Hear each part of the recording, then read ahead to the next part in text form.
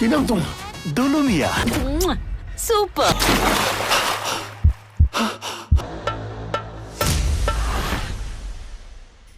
সালাম নমস্কার দোস্ত।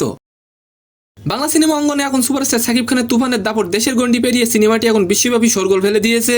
এরই মধ্যেই নতুন চ্যালেঞ্জ জানালেন সুপারস্টার সাকিব খান। তো কি অবস্থা, কেমন আছেন? আমি নিউন বাবর গাইজ। আজকের প্রথম নিউজটি থাকবে নতুন চ্যালেঞ্জ নিয়ে হাজির হলেন সাকিব, এন্ড সেকেন্ড নিউজটি থাকবে শিক্ষার্থীদের উপর হামলা হয়, সালমান মুক্তাদি নিলেন বিশাল একটি পদক্ষেপ। তো আশা করি ভিডিওটি সম্পূর্ণ দেখবেন।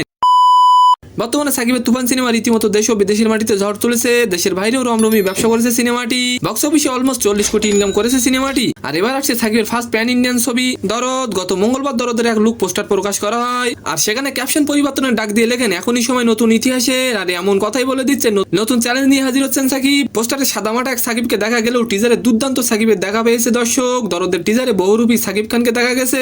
এখন সময়ই বলে দেবে সাকিবের নতুন চ্যালেঞ্জ কি পারবে সফল হতে। আর এবার আলোচনা করবো শিক্ষার্থীদের উপর হামলা হয়। সালমান মুক্তাদির বলেন, আমি ভেঙে পড়েছি, বিব্রত বোধ করছি। গতকাল কোটা সংস্কার আন্দোলনে যেসব শিক্ষার্থী আহত হয়েছেন তাদের মধ্যে যারা চিকিৎসা সহায়তা নিতে চান তাদের পাশে দাঁড়াতে চান সালমান মুক্তাদির। মঙ্গলবার সকালে ফেসবুক স্ট্যাটাসে তিনি জানান যেসব ছাত্র হলে ঢুকতে পারছেন না বা হামলার শিকার হয়েছেন তাদের দায়িত্ব নেওয়ার কথাও জানান তিনি। মুক্তাদির আরো বলেন, যদি আপনাদের থাকার প্রয়োজন হয়, চিকিৎসা প্রয়োজন হয়, আমি আসি। তো সম্মানিত দর্শক, আজকের ভিডিওটি কেমন লাগলো অবশ্যই কমেন্ট বক্সে জানাবেন। আর ভিডিওটি যদি ভালো লাগে অবশ্যই একটি লাইক দিয়ে আমাদের চ্যানেলটিকে সাবস্ক্রাইব করে দিবেন। ধন্যবাদ।